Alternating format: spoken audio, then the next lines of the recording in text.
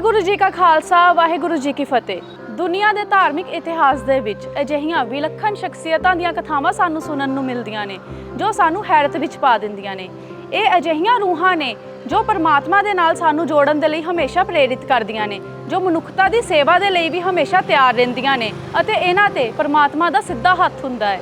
ਇੱਕ ਇਹੋ ਜਿਹੇ ਮਹਾਨ ਪੁਰਖ ਦਾ ਇਤਿਹਾਸ ਲੈ ਕੇ ਅਸੀਂ ਅੱਜ ਪਹੁੰਚੇ ਹਾਂ ਭਾਈ ਜੋਗਾ ਸਿੰਘ ਦੇ ਗੁਰਦੁਆਰਾ ਸਾਹਿਬ ਵਿਖੇ, ਜੋ ਕਿ ਸ਼ਹਿਰ ਹੁਸ਼ਿਆਰਪੁਰ ਦੇ ਸ਼ੇਖਾ ਮੁਹੱਲੇ ਵਿਖੇ ਸਥਿਤ ਹੈ। ਤੇ ਅਸੀਂ ਅੱਜ ਇਸ ਗੁਰਦੁਆਰਾ ਪ੍ਰਬੰਧਕ ਕਮੇਟੀ ਦੇ ਸਾਹਿਬਾਨ ਨਾਲ ਗੱਲਬਾਤ ਕਰਕੇ ਇਸ ਗੁਰਦੁਆਰੇ ਦੇ ਇਤਿਹਾਸ ਬਾਰੇ ਤੁਹਾਨੂੰ ਜਾਣੂ ਕਰਵਾਵਾਂਗੇ। ਤੇ ਆਓ ਅਸੀਂ ਉਹਨਾਂ ਨੂੰ ਮਿਲਦੇ ਹਾਂ।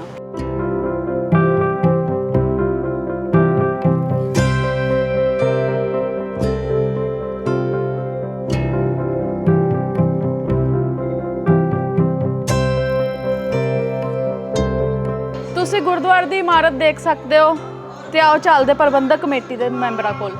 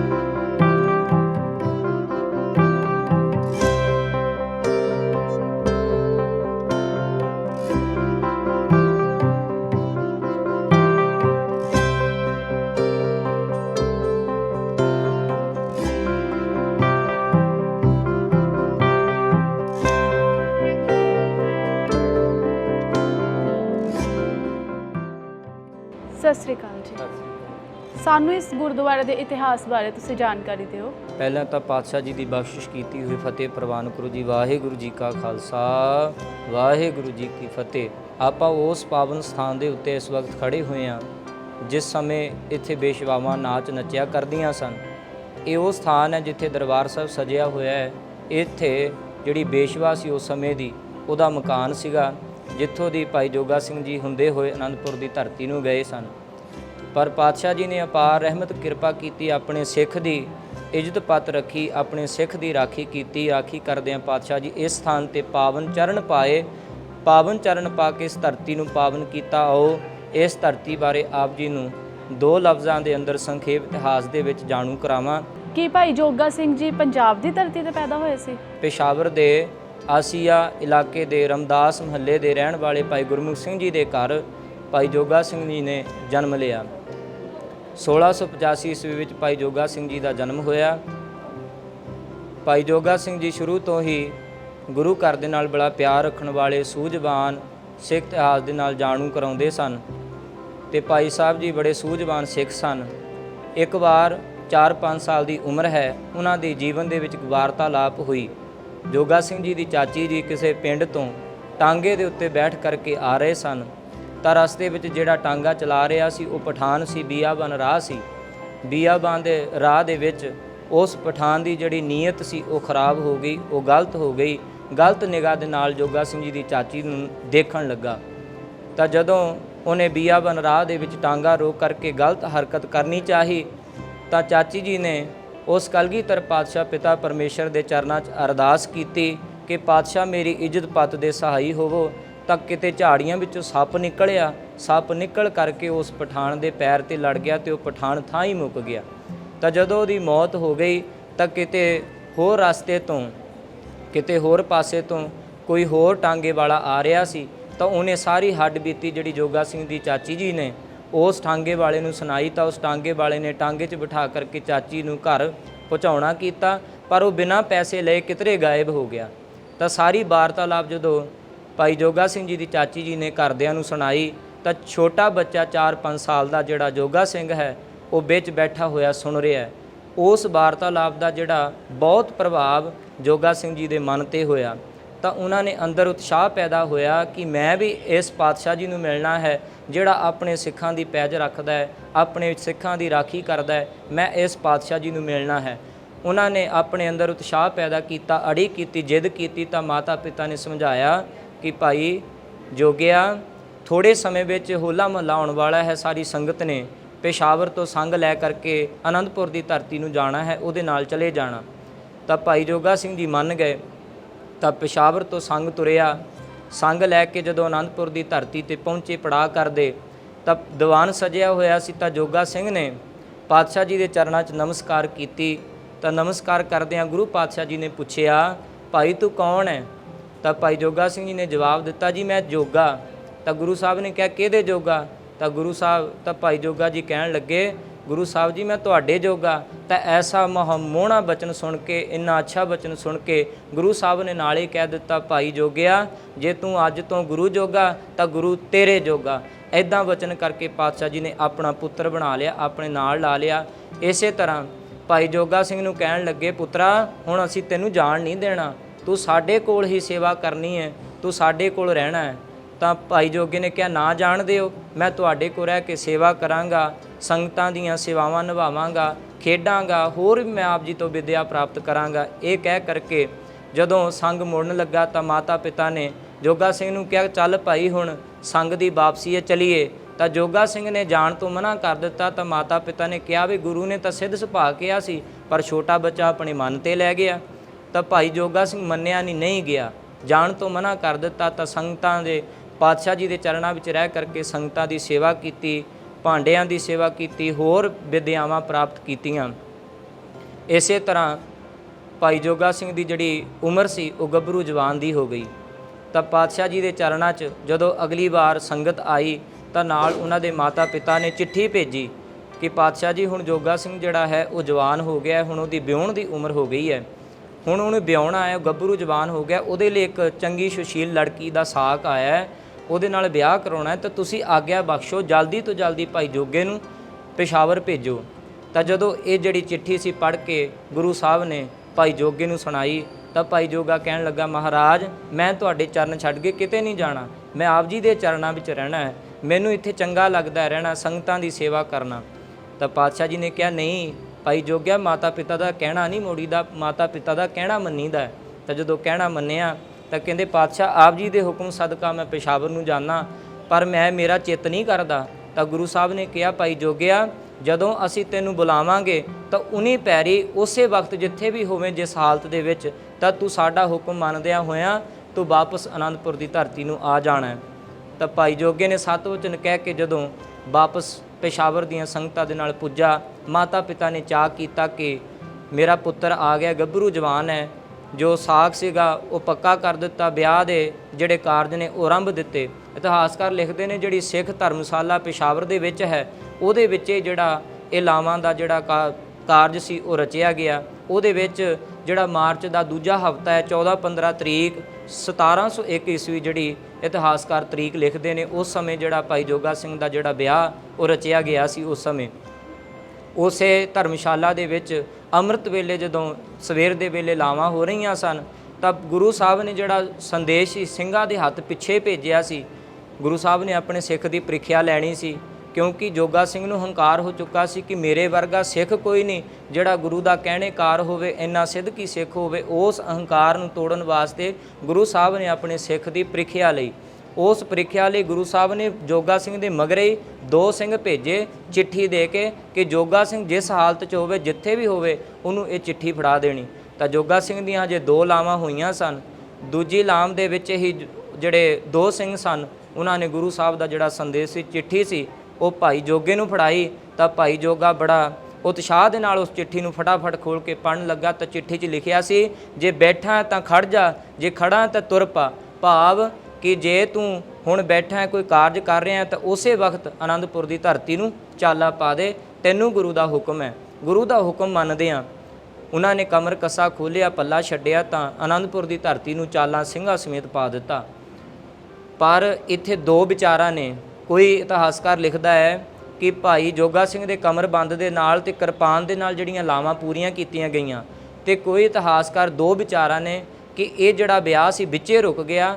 ਤਾਂ ਜਦੋਂ ਮਾਤਾ ਪਿਤਾ ਦੇ ਸਮਝਾਉਣ ਤੇ ਭਾਈ ਜੋਗਾ ਨਹੀਂ ਰੁਕਿਆ ਤਾਂ ਉਸ ਜਿਹੜੀ ਕੁੜੀ ਸੀ ਜਿਹਦੇ ਨਾਲ ਜੋਗਾ ਸਿੰਘ ਦਾ ਸਾਕ ਰਚਿਆ ਗਿਆ ਸੀ, ਤਾਂ ਉਸ ਕੁੜੀ ਨੇ ਕਿਹਾ ਕਿ ਭਾਈ ਮੈਂ ਹੁਣ ਮੇਰੀਆਂ 2 ਲਾਵਾਂ ਇਹਨਾਂ ਨਾਲ ਹੋਈਆਂ ਨੇ, ਮੇਰਾ ਅੱਧਾ ਤਾਂ ਵਿਆਹ ਹੋ ਚੁੱਕਾ ਹੈ, ਮੈਂ ਇਹਨਾਂ ਦੀ ਅੱਧੀ ਤਾਂ ਹੋਈ ਗਈ ਹਾਂ, ਬਾਕੀ ਜ਼ਿੰਦਗੀ ਮੈਂ ਗੁਰੂ ਸਾਹਿਬ ਦੀ ਸੇਵਾ ਦੇ ਵਿੱਚ, ਭਜਨ ਬੰਦਗੀ ਦੇ ਵਿੱਚ ਤੇ ਇਹਨਾਂ ਦੀ ਯਾਦ ਵਿੱਚ ਕੱਢ ਦੇਵਾਂਗੀ। ਇਹ 2 ਵਿਚਾਰਾਂ ਉਹਨਾਂ ਦੇ ਵਿਆਹ ਪ੍ਰਤੀ ਜਿਹੜੀਆਂ ਇਤਿਹਾਸਕਾਰ ਲਿਖਦੇ ਨੇ। ਤੇ ਜਦੋਂ ਭਾਈ ਜੋਗਾ ਪੇਸ਼ਾਵਰ ਤੋਂ ਤੁਰਿਆ, ਰਾਵਲਪਿੰਡੀ ਤੋਂ ਲਾਹੌਰ ਹੁੰਦਾ ਅੰਮ੍ਰਿਤਸਰ ਦੀ ਧਰਤੀ ਤੇ ਇਸ਼ਨਾਨ ਕੀਤਾ। ਇਸ਼ਨਾਨ ਕਰਦੇ ਸਿੰਘਾਂ ਸਮੇਤ ਜਦੋਂ ਇੱਥੇ ਪਹੁੰਚੇ ਤਾਂ ਸ਼ਾਮ ਦਾ ਵੇਲਾ ਹੋ ਗਿਆ। ਹੁਸ਼ਿਆਰਪੁਰ ਦੀ ਧਰਤੀ ਤੇ ਸ਼ਾਮ ਦਾ ਵੇਲਾ ਹੋ ਗਿਆ ਹੈ ਤਾਂ ਸਿੰਘਾਂ ਨੇ ਕਿਹਾ ਵੀ ਹੁਣ ਆਰਾਮ ਕੀਤਾ ਜਾਵੇ, ਥੱਕ ਗਏ ਆ, ਕਿਉਂਕਿ ਘੋੜ ਸਵਾਰੀ ਕੀਤੀ ਸੀ, ਬਿਆਬਾਨ ਜੰਗਲ ਰਾਹ ਸੀ ਤਾਂ ਥੱਕ ਗਏ ਸਨ। ਕਹਿੰਦੇ ਹੁਣ ਆਰਾਮ ਕੀਤਾ ਜਾਵੇ, ਰਾਤ ਸ਼ਾਮ ਦਾ ਸਮਾਂ ਹੈ। ਤਾਂ ਉਸ ਪੁਰਾਤਨ ਸਮੇਂ ਵਿੱਚ ਇੱਥੇ ਮੁਗਲਾਂ ਦੀ ਸਰਾਂ ਹੁੰਦੀ ਸੀ। ਉਸ ਮੁਗਲਾਂ ਦੀ ਸਰਾਂ ਦੇ ਵਿੱਚ ਤਿੰਨਾਂ ਨੇ ਆਰਾਮ ਕੀਤਾ। 2 ਸਿੰਘ ਤਾਂ ਥੱਕੇ ਹੋਏ ਸਨ, ਉਹਨਾਂ ਨੂੰ ਨੀਂਦ ਆ ਗਈ, ਪਰ ਭਾਈ ਜੋਗੇ ਨੂੰ ਹੰਕਾਰ ਕਰਕੇ ਨੀਂਦ ਨਾ ਆ ਰਹੀ ਸੀ। ਤਾਂ ਉਹਨਾਂ ਨੇ ਰੋਕਿਆ ਸੀ ਸਿੰਘਾਂ ਨੇ ਵੀ ਭਾਈ ਜੋਗਿਆ ਤੂੰ ਬਾਜ਼ਾਰ ਨੂੰ ਨਹੀਂ ਜਾਣਾ, ਕਿਉਂਕਿ ਮੁਗਲਾਂ ਦਾ ਰਾਜ ਹੈ, ਤੈਨੂੰ ਮੁਗਲ ਨੁਕਸਾਨ ਪਹੁੰਚਾਉਣਗੇ, ਤੂੰ ਨਹੀਂ ਜਾਣਾ। ਤਾਂ ਉਹਨਾਂ ਨੇ 7 ਵਚਨ ਕਹਿ ਕੇ ਮੰਨ ਤਾਂ ਲਿਆ, ਪਰ ਨੀਂਦ ਨਹੀਂ ਆਈ। ਤਾਂ ਭਾਈ ਜੋਗਾ ਮਨ ਵਿੱਚ ਸੋਚਣ ਲੱਗਾ, ਕਹਿੰਦਾ ਕਿ ਮੈਨੂੰ ਸਿੰਘਾਂ ਨੇ ਕਿਉਂ ਰੋਕਿਆ ਜਾਣ ਤੋਂ, ਮੈਂ ਜਾ ਕੇ ਦੇਖਾਂ। ਤਾਂ ਉਹਨਾਂ ਨੇ ਸ਼ਹਿਰ ਵਿੱਚ ਬਾਜ਼ਾਰ ਵਿੱਚ ਘੁੰਮਦੇ ਘੁੰਮਦੇ ਜਦੋਂ ਇਸ ਮਹੱਲੇ ਵਿੱਚ ਪਹੁੰਚੇ, ਕਿਉਂਕਿ ਜਿਹੜਾ ਹੁਸ਼ਿਆਰਪੁਰ ਸੀ ਨਾ ਪਹਿਲਾਂ 3 ਮਹੱਲਿਆਂ ਵਿੱਚ ਵੰਡਿਆ ਹੋਇਆ ਸੀ, ਮਰਵਾਇਆਂ ਦਾ, ਬਾਲਮੀਕੀਆਂ ਦਾ ਤਾਂ ਬੇਸ਼ਵਾਵਾਂ ਦਾ। ਜਿੱਥੇ ਆਪਾਂ ਖੜੇ ਹਾਂ ਇਸ ਕਿਸੇ ਸਮੇਂ ਬੇਸ਼ਵਾਵਾਂ ਦਾ ਮਹੱਲਾ ਹੁੰਦਾ ਸੀ, ਜਿਹੜਾ ਹੁਣ ਮੁਹੱਲਾ ਸ਼ੇਖਾਂ ਦੇ ਨਾਮ ਤੇ ਜਾਣਿਆ ਜਾਂਦਾ ਹੈ। ਤਾਂ ਇੱਥੇ ਜਿੱਥੇ ਅਸੀਂ ਖੜੇ ਹੋਏ ਹਾਂ ਇਸੇ ਸਥਾਨ ਤੇ ਉਸ ਬੇਸ਼ਵਾ ਦਾ ਮਕਾਨ ਸੀ। ਜਦੋਂ ਭਾਈ ਜੋਗਾ ਇਸ ਗਲੀ ਤੋਂ ਦੀ ਲੰਘਿਆ ਤਾਂ ਉਸ ਬੇਸ਼ਵਾ ਨੇ ਭਾਈ ਜੋਗੇ ਨੂੰ ਇਸ਼ਾਰਾ ਕੀਤਾ। ਜਦੋਂ ਇਸ਼ਾਰਾ ਕੀਤਾ ਤਾਂ ਭਾਈ ਜੋਗਾ ਸਿੰਘ ਨੇ ਉਹਦੇ ਵੱਲ ਦੇਖਿਆ, ਕਿਉਂਕਿ ਸੋਹਣੀ ਇਸਤਰੀ ਵੱਲ ਜਿਹੜਾ ਮਰਦ ਹੈ ਬੜੀ ਛੇਤੀ ਆਕਰਸ਼ਿਤ ਹੁੰਦਾ, ਬੜੀ ਛੇਤੀ ਜਾਂਦਾ ਹੈ। ਜਦੋਂ ਉਹਨੇ ਦੇਖਿਆ ਬੜੀ ਸੁੰਦਰ ਇਸਤਰੀ ਹੈ ਤਾਂ ਗੁਰੂ ਦਾ ਹੁਕਮ ਭੁੱਲ ਕੇ ਕਾਮਵਸ਼ ਹੋ ਗਿਆ। ਜਦੋਂ ਕਾਮਵਸ਼ ਹੋਇਆ ਤਾਂ ਹੁਣ ਉਹਨੇ ਆਪਣੇ ਵੱਲ ਦੇਖਿਆ ਤਾਂ ਸੋਹਣੀ ਦਸਤਾਰ ਬੰਨੀ, ਕਸ਼ਹਿਰਾ ਪਾਇਆ, ਕੜਾ ਪਾਇਆ, ਤਾਂ ਸੋਚਣ ਲੱਗਾ, ਕਹਿੰਦਾ ਮੈਂ ਗੁਰੂ ਕਾ ਸਿੱਖ ਹਾਂ, ਮੈਂ ਉੱਧਰ ਨਹੀਂ ਜਾਣਾ। ਆਪਣੇ ਮਨ ਨੂੰ ਧਿਕਾਰਦਿਆ ਹੋਇਆ ਥੋੜ੍ਹਾ ਜਿਹਾ ਅੱਗੇ ਗਏ। ਤਾਂ ਜਦੋਂ ਅੱਗੇ ਗਏ ਪਰ ਕਾਮਵਸ਼ ਕਰਕੇ ਉਹਨਾਂ ਦੇ ਮਨ 'ਚੋਂ ਜਿਹੜਾ ਗੁਰੂ ਦਾ ਹੁਕਮ ਭੁੱਲ ਚੁੱਕਾ ਸੀ ਤੇ ਵਾਰ-ਵਾਰ ਬੇਸ਼ਵਾ ਦਾ ਜਿਹੜਾ ਦ੍ਰਿਸ਼ ਸੀ ਉਹਨਾਂ ਦੀਆਂ ਅੱਖਾਂ ਮੂਹਰੇ ਆ ਰਿਹਾ ਸੀ। ਤਾਂ ਜਦੋਂ ਉਹਨਾਂ ਨੇ ਦੇਖਿਆ ਕਿ ਹੁਣ ਮੇਰੀ ਪੇਸ਼ ਨਹੀਂ ਜਾਣੀ ਤਾਂ ਉਹਨਾਂ ਨੇ ਵਾਪਸ ਉਹ ਗਏ ਤਾਂ ਰਾਹ ਵਿੱਚ ਜਾਂਦੇ ਬਾਜ਼ਾਰ 'ਚ ਘੁੰਮਣ ਚਲੇ ਗਏ। ਉਸ ਚੀਜ਼ ਨੂੰ ਭੁਲਾ ਦਿੱਤਾ ਤੇ ਅੱਗੇ ਜਦੋਂ ਗਏ ਤਾਂ ਉਹਨਾਂ ਦਾ ਦੋਸਤ ਮਿਲਿਆ, ਬਹੁਤ ਪੁਰਾਣਾ ਮਿੱਤਰ ਸੀ। ਉਹ ਘੁੰਗਣੀਆਂ ਵੇਚਣ ਦਾ ਕੰਮ ਕਰਦਾ ਸੀ, ਕਿਉਂਕਿ ਜੋਗਾ ਸਿੰਘ ਜੀ ਦੇ ਪਿਤਾ ਜੀ ਤੇ ਜੋਗਾ ਸਿੰਘ ਜੀ ਜਦੋਂ ਪੇਸ਼ਾਵਰ ਜਾਂਦੇ ਸਨ ਨਾ ਤਾਂ ਉਹ ਵੀ ਘੁੰਗਣੀਆਂ ਵੇਚਣ ਦਾ ਕੰਮ ਕਰਿਆ ਕਰਦੇ ਸਨ। ਤਾਂ ਜਦੋਂ ਮਿੱਤਰ ਨੇ ਪੁੱਛਿਆ, ਭਾਈ ਜੋਗਿਆ ਤੇਰਾ ਤਾਂ ਵਿਆਹ ਰਚਿਆ ਸੀ, ਤੂੰ ਇੱਥੇ ਕਿਵੇਂ? ਤਾਂ ਭਾਈ ਜੋਗਾ ਕਹਿਣ ਲੱਗਾ, ਭਾਈ ਉਹਨੇ ਸਾਰੀ ਵਾਰਤਾਲਾਪ ਜਿਹੜੀ ਸੀ ਉਹ ਆਪਣੇ ਮਿੱਤਰ ਨੂੰ ਸੁਣਾਈ। ਤਾਂ ਮਿੱਤਰ ਕਹਿਣ ਲੱਗਾ ਵੀ ਭਾਈ ਤੇਰੇ ਵਰਗਾ ਕੋਈ ਸਿੱਖ ਨਹੀਂ ਐਸਾ ਸਿੱਧਕੀ ਜਿਹੜਾ ਆਪਣੇ ਵਿਆਹ ਦੀਆਂ ਲਾਵਾਂ ਵੀ ਛੱਡ ਕੇ ਗੁਰੂ ਬਦਲੇ ਆ ਜਾਵੇ। ਜਦੋਂ ਇੱਦਾਂ ਦਾ ਹੁਕਮ ਕੀਤਾ ਤਾਂ ਉਹ ਜਿਹੜਾ ਹੰਕਾਰ ਸੀ ਉਹ ਹੋਰ ਵੱਧ ਗਿਆ ਤਾਂ ਗੁਰੂ ਦੇ ਹੁਕਮ ਨੂੰ ਉੱਕਾ ਹੀ ਭੁੱਲ ਗਿਆ। ਤਾਂ ਜਦੋਂ ਵਾਪਸ ਗਏ ਸਰਾਂ ਦੇ ਅੰਦਰ ਤਾਂ ਹੁਣ ਉਹਨਾਂ ਨੂੰ ਨੀਂਦ ਨਹੀਂ ਆ ਰਹੀ, ਬਾਰ-ਬਾਰ ਉਹੀ ਦ੍ਰਿਸ਼ ਉਹਨਾਂ ਦੇ ਸਾਹਮਣੇ ਆ ਰਿਹਾ ਹੈ। ਜਦੋਂ ਭਾਈ ਜੋਗਾ ਸਿੰਘ ਜੀ ਇਸ ਸਥਾਨ ਤੇ ਦੁਬਾਰਾ ਆਏ ਸੀ ਤਾਂ ਗੁਰੂ ਸਾਹਿਬ ਜੀ ਨੇ ਉਹਨਾਂ ਨੂੰ ਕਿਸ ਤਰ੍ਹਾਂ ਬਚਾਇਆ? ਗੁਰੂ ਸਾਹਿਬ ਨੇ ਆਪਣੇ ਸਿੱਖ ਦੀ ਪੈਜ ਰੱਖਣੀ ਸੀ, ਲਾਜ ਰੱਖਣੀ ਸੀ ਤਾਂ ਪਾਤਸ਼ਾਹ ਚੌਬਦਾਰ ਦਾ ਰੂਪ ਧਾਰਨ ਕਰਕੇ ਇਸੇ ਮਕਾਨ ਦੇ ਥੱਲੇ ਜਿਹੜਾ ਰਾਹ ਸੀਗਾ, ਦਰਵਾਜ਼ਾ ਸੀ, ਉਹਦੇ ਮੂਹਰੇ ਚੌਬਦਾਰ ਦਾ ਰੂਪ ਧਾਰਨ ਕਰਕੇ ਖੜ ਗਏ। ਜਦੋਂ ਚੌਬਦਾਰ ਦਾ ਰੂਪ ਧਾਰਨ ਕਰਕੇ ਖੜੇ, ਜਦੋਂ ਭਾਈ ਜੋਗਾ ਆਇਆ ਤਾਂ ਉਹਨੂੰ ਕਹਿਣ ਲੱਗੇ, ਹਾਂ ਵੀ ਕਿੱਧਰ ਨੂੰ ਚੱਲਣਾ ਹੈ? ਜਦੋਂ ਪੁੱਛਿਆ ਤਾਂ ਕਹਿੰਦੇ ਮੈਂ ਉੱਤੇ ਜਾਣਾ ਹੈ। ਭਾਈ ਜੋਗਾ ਕਹਿੰਦਾ ਤਾਂ ਮਹਾਰਾਜ ਕਹਿਣ ਲੱਗੇ, ਚੌਬਦਾਰ ਕਹਿਣ ਲੱਗਾ, ਕਹਿੰਦਾ ਮੇਰਾ ਰਾਜਾ ਉੱਤੇ ਗਿਆ, ਪਹਿਲਾਂ ਉਹਨੂੰ ਆ ਲੈਂਦੇ ਫਿਰ ਤੂੰ ਜਾਈਂ। ਜਦੋਂ ਉਹਨੇ ਬਚਨ ਕੀਤਾ ਤਾਂ ਭਾਈ ਜੋਗਾ ਸਿੰਘ ਵਾਪਸ ਮੁੜ ਗਿਆ। ਫਿਰ ਦੂਜੀ ਵਾਰ ਮਨ ਬੇਚੈਨ, ਮਨ ਉਸੇ ਕੌਤਕ ਨੂੰ ਵਾਰ-ਵਾਰ ਚੇਤੇ ਕਰ ਰਿਹਾ ਜਿਹੜਾ ਗੁਰੂ ਨੇ ਵਰਤਾਇਆ, ਪ੍ਰੀਖਿਆ ਲਈ ਹੈ। ਉਸ ਬੇਸ਼ਵਾ ਦਾ ਵਾਰ-ਵਾਰ ਚਿਹਰਾ ਮੂਹਰੇ ਆ ਰਿਹਾ ਹੈ ਤਾਂ ਅੰਦਰ ਤਾਂਘ ਹੈ ਕਿ ਮੈਂ ਕਿਹੜੀ ਘੜੀ ਉਸ ਬੇਸ਼ਵਾ ਦੇ ਕੋਲ ਚਲਾ ਜਾਵਾਂ, ਕਿਉਂਕਿ ਸੁੰਦਰ ਚਿਹਰੇ ਨੇ ਭਾਈ ਜੋਗੇ ਨੂੰ ਮੋਹ ਲਿਆ ਸੀ, ਉਹਨੂੰ ਆਕਰਸ਼ਿਤ ਕਰ ਲਿਆ ਸੀ। ਕਾਮਵਸ਼ ਹੋਣ ਦੀ ਵਜ੍ਹਾ ਕਰਕੇ ਉਹ ਵਾਰ-ਵਾਰ ਬੇਸ਼ਵਾ ਬਾਰੇ ਸੋਚ ਰਿਹਾ ਸੀ। ਜਦੋਂ ਦੂਜੇ ਗੇੜੇ ਆਇਆ ਤਾਂ ਚੌਬਦਾਰ ਨੇ ਕਿਹਾ, ਭਾਈ ਸਿੱਖਾ ਤੂੰ ਸਿੱਖੀ ਦੇ ਬਾਣੇ 'ਚ ਲੱਗਦਾ ਹੈ, ਤੂੰ ਸਿੱਖੀ ਸਿੱਧਕ ਵਾਲਾ ਲੱਗਦਾ ਹੈ, ਤੂੰ ਬੜਾ ਭਲਾ ਮਾਨਸ ਬੰਦਾ ਲੱਗਦਾ ਹੈ, ਤੂੰ ਕਿਸ ਨਰਕ ਕੁੰਡ ਵਿੱਚ ਜਾ ਰਿਹਾ ਹੈ, ਤੈਨੂੰ ਇੱਧਰ ਨਹੀਂ ਜਾਣਾ ਚਾਹੀਦਾ। ਜਦੋਂ ਥੋੜ੍ਹਾ ਗੁੱਸੇ ਨਾਲ ਕਿਹਾ ਤਾਂ ਭਾਈ ਜੋਗਾ ਵਾਪਸ ਫਿਰ ਮੁੜ ਗਿਆ। ਹੁਣ ਅੰਮ੍ਰਿਤ ਵੇਲਾ ਹੋ ਗਿਆ। ਫਿਰ ਤੀਜੇ ਗੇੜੇ ਜਦੋਂ ਭਾਈ ਜੋਗਾ ਆਇਆ ਤਾਂ ਪਾਤਸ਼ਾਹ ਕਹਿਣ ਲੱਗੇ, ਉਹ ਭਾਈ ਤੂੰ ਸਿੱਖ ਲੱਗਦਾ ਹੈ, ਅੰਮ੍ਰਿਤ ਵੇਲਾ ਹੈ, ਜਾ ਕੇ ਇਸ਼ਨਾਨ ਕਰ, ਇਸ਼ਨਾਨ ਕਰਕੇ ਬਾਣੀ ਪੜ੍ਹ, ਬਾਣੀ ਦਾ ਵੇਲਾ। ਜਦੋਂ ਗੱਲਾਂ ਪਾਤਸ਼ਾਹ ਜੀ ਨੇ ਬੋਲੀਆਂ, ਚੌਬਦਾਰ ਨੇ ਬੋਲੀਆਂ ਤਾਂ ਭਾਈ ਜੋਗੇ ਸਿੰਘ ਦੇ ਮਨ 'ਤੇ ਬੜਾ ਪ੍ਰਭਾਵ ਪਿਆ ਤਾਂ ਗੁਰੂ ਦਾ ਹੁਕਮ ਚੇਤੇ ਆ ਗਿਆ। ਜਦੋਂ ਹੁਕਮ ਚੇਤੇ ਆਇਆ ਉਹ ਕਾਮ ਭੁੱਲ ਗਿਆ, ਬੇਸ਼ਵਾ ਭੁੱਲ ਗਈ। ਸਿਰਫ ਤੇ ਸਿਰਫ ਗੁਰੂ ਦਾ ਹੁਕਮ ਜਦੋਂ ਚੇਤੇ ਆਇਆ ਤਾਂ ਅੰਮ੍ਰਿਤ ਵੇਲੇ ਜਦੋਂ ਉਹਨਾਂ ਨੇ ਆਨੰਦਪੁਰ ਦੀ ਧਰਤੀ ਨੂੰ ਚਾਲਾ ਪਾ ਲਿਆ। ਇਤਿਹਾਸਕਾਰ ਲਿਖਦੇ ਨੇ ਜਦੋਂ ਸਤਲੁਜ ਦਰਿਆ ਦੇ ਕੰਢੇ ਪਹੁੰਚੇ, ਕਿਨਾਰੇ ਪਹੁੰਚੇ ਨਾ, ਤਾਂ ਦਰਿਆ ਦੇ ਵਿੱਚ ਕਹਿੰਦੇ ਉਹਨਾਂ ਨੇ ਬੇੜੀ ਦਾ ਇੰਤਜ਼ਾਰ ਨਹੀਂ ਕੀਤਾ ਵੀ ਕਿਹੜੀ ਘੜੀ ਬੇੜੀ ਆਵੇ ਤਾਂ ਮੈਨੂੰ ਕਿਨਾਰੇ ਪਾਰ ਲਾਵੇ। ਕਹਿੰਦੇ ਘੋੜੇ ਤੋਂ ਉਤਰ ਕੇ ਉਹਨਾਂ ਨੇ ਦਰਿਆ 'ਚ ਛਾਲ ਮਾਰ ਦਿੱਤੀ ਤਾਂ ਤੈਰ ਕਰਕੇ ਦੂਜੇ ਕਿਨਾਰੇ ਤੇ ਪਹੁੰਚ ਕੇ ਵੀ ਕਿਹੜੀ ਘੜੀ ਮੈਂ ਆਪਣੇ ਗੁਰੂ ਦੇ ਕੋਲ ਪਹੁੰਚ ਜਾਵਾਂ। ਇੰਨੀ ਤਾਂਘ, ਇੰਨੀ ਪਿਆਰ ਦੇ ਨਾਲ ਅਨੰਦਪੁਰ ਦੀ ਧਰਤੀ ਤੇ ਪਹੁੰਚੇ ਨੇ। ਤਾਂ ਜਿਹੜੇ ਰਾਗੀ ਸਿੰਘ ਨੇ, ਅੰਮ੍ਰਿਤ ਵੇਲੇ ਦਾ ਸਮਾਂ ਸੀ, ਆਸਾ ਦੀ ਵਾਰ ਦਾ ਕੀਰਤਨ ਕਰਕੇ ਹਟੇ ਨੇ। ਤਾਂ ਪਾਤਸ਼ਾਹ ਜੀ ਬੈਠੇ ਨੇ, ਕੀ ਦੇਖ ਰਿਹਾ, ਨਮਸਕਾਰ ਕਰਕੇ ਜੋਗਾ ਸਿੰਘ ਦੂਰ ਜਾ ਕੇ ਗੁਰੂ ਤੋਂ ਬਹਿ ਗਿਆ। ਜਦੋਂ ਬੈਠਾ ਕੀ ਦੇਖ ਰਿਹਾ ਕਿ ਗੁਰੂ ਸਾਹਿਬ ਨੂੰ ਨੀਂਦ ਆ ਗਈ, ਗੁਰੂ ਸਾਹਿਬ ਨੂੰ ਝੋਕ ਲੱਗ ਗਈ। ਤਾਂ ਜਾ ਕੇ ਮਨ 'ਚ ਸੋਚਣ ਲੱਗਾ ਕਿ ਅੱਗੇ ਮੈਂ ਕਦੀ, ਮੈਨੂੰ 7 ਸਾਲ ਹੋ ਗਏ ਗੁਰੂ ਸਾਹਿਬ ਦੇ ਕੋਲ ਰਹਿੰਦਿਆਂ ਨੂੰ, ਕਦੀ ਵੀ ਗੁਰੂ ਸਾਹਿਬ ਦੀ ਅੰਮ੍ਰਿਤ ਵੇਲੇ ਜਿਹੜੀ ਝੋਕ ਨਹੀਂ ਲੱਗੀ, ਇਹ ਕਿਵੇਂ ਲੱਗ ਗਈ।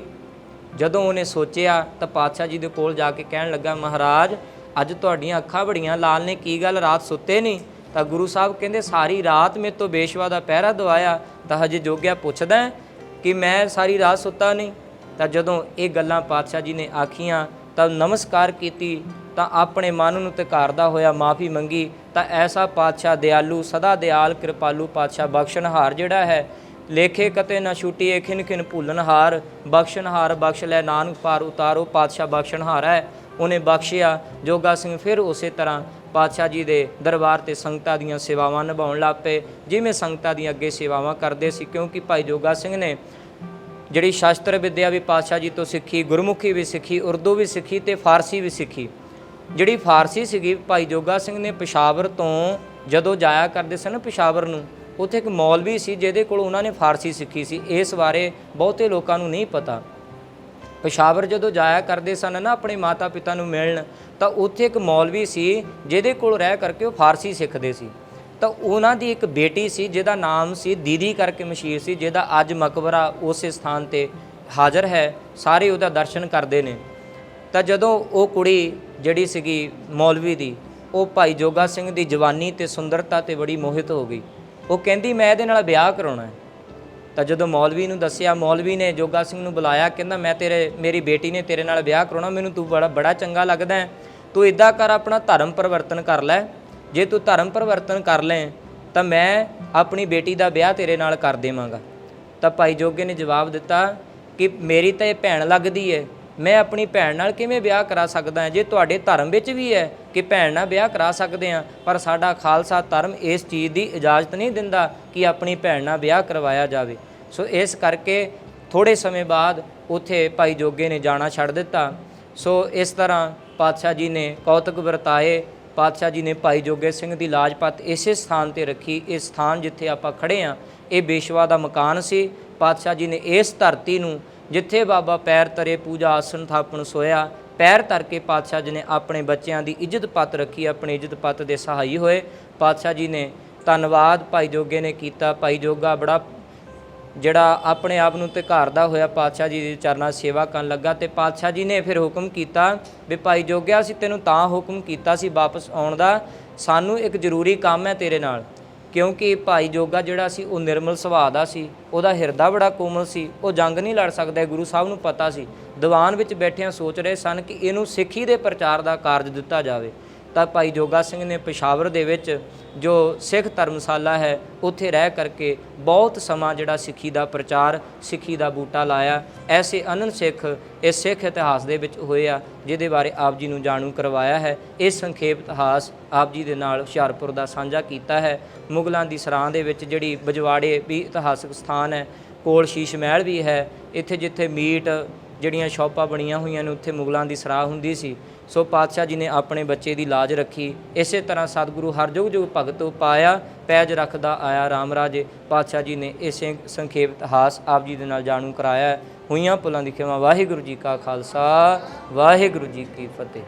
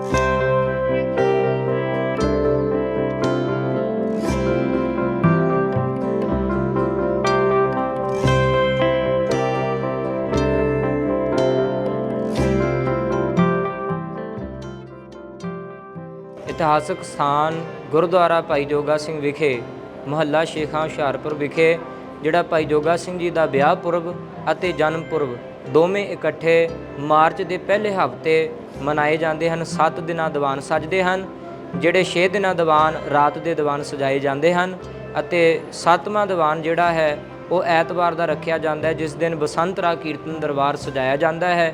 ਇਹਨਾਂ 7 ਦੀਵਾਨਾਂ ਦੇ ਵਿੱਚ ਪੰਥ ਦੇ ਮਹਾਨ ਕੀਰਤਨੀ ਜਥੇ ਕਥਾਵਾਚਕ ਸੰਗਤਾਂ ਨੂੰ ਇਲਾਹੀ ਬਾਣੀ ਦੇ ਨਾਲ, ਕਥਾ ਵਿਚਾਰਾਂ ਦੇ ਨਾਲ ਨਿਹਾਲ ਕਰਦੇ ਨੇ, ਗੁਰ ਇਤਿਹਾਸ ਦੇ ਨਾਲ ਜਾਣੂ ਕਰਾਉਂਦੇ ਨੇ। ਆਪ ਸਮੂਹ ਸਾਧ ਸੰਗਤਾਂ ਨੂੰ ਬੇਨਤੀ ਹੈ ਕਿ ਆਪ ਜੀ ਨੇ ਹਰੇਕ ਸਾਲ ਸੇਵਾਵਾਂ ਨਿਭਾ ਕੇ ਦਰਸ਼ਨ ਦਿਦਾਰੇ ਬਖਸ਼ ਕੇ ਹਾਜ਼ਰੀਆਂ ਭਰ ਕੇ ਜੀਵਨ ਸਫਲਾ ਬਣਾਉਣਾ ਹੈ।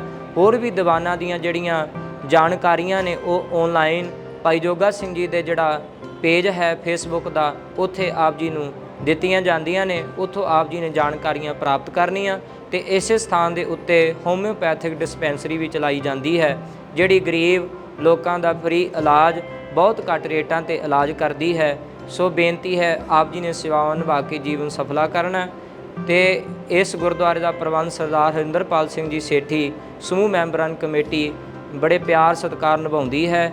ਸੋ ਬੇਨਤੀਆਂ ਪ੍ਰਵਾਨ ਕਰਨੀਆਂ ਜੀ। ਵਾਹਿਗੁਰੂ ਜੀ ਕਾ ਖਾਲਸਾ, ਵਾਹਿਗੁਰੂ ਜੀ ਕੀ ਫਤਿਹ। ਤੁਹਾਡਾ ਬਹੁਤ-ਬਹੁਤ ਧੰਨਵਾਦ ਭਾਈ ਸਾਹਿਬ ਜੀ, ਕਿਉਂਕਿ ਤੁਸੀਂ ਸਾਨੂੰ ਇਸ ਗੁਰਦੁਆਰੇ ਦੇ ਇਤਿਹਾਸ ਬਾਰੇ ਬਹੁਤ ਹੀ ਅੱਛੀਆਂ ਔਰ ਵਧੀਆ ਗੱਲਾਂ ਦੱਸੀਆਂ। ਬਹੁਤ-ਬਹੁਤ ਧੰਨਵਾਦ। 13 ਚੈਨਲ ਦੇਖ ਰਹੇ ਸਾਰੇ ਦਰਸ਼ਕਾਂ ਦਾ ਬਹੁਤ-ਬਹੁਤ ਧੰਨਵਾਦ ਤੇ ਅਸੀਂ ਉਮੀਦ ਕਰਦੇ ਹਾਂ ਕਿ ਪਰਮਾਤਮਾ ਸਾਨੂੰ ਬਲ ਬਖਸ਼ੇ ਕਿ ਅਸੀਂ ਅੱਗੇ ਤੋਂ ਵੀ ਤੁਹਾਨੂੰ ਇਤਿਹਾਸ ਨਾਲ ਜੁੜੇ ਹੋਏ ਗੁਰਧਾਮਾਂ ਦੇ ਦਰਸ਼ਨ ਕਰਵਾਈਏ। ਵਾਹਿਗੁਰੂ ਜੀ ਦਾ ਖਾਲਸਾ, ਵਾਹਿਗੁਰੂ ਜੀ ਕੀ ਫਤਿਹ।